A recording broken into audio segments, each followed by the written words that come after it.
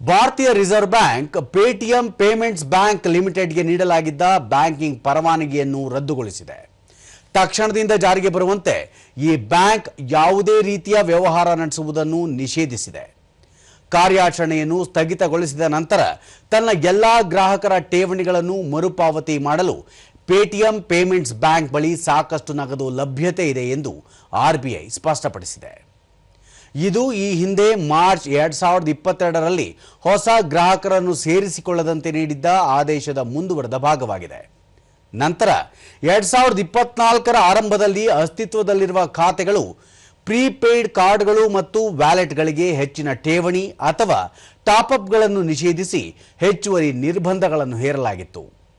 Banking ನಿಯಮಾವಳಿಗಳ ನಿರಂತರ ಉಲ್ಲಂಘನೆ ಮತ್ತು ಅನುಸರಣೆಯ ಕೊರತೆಯಿಂದಾಗಿ ಕೇಂದ್ರ ಬ್ಯಾಂಕ್ ಈ ಕಠಿಣ ಕ್ರಮ ಕೈಗೊಂಡಿದೆ.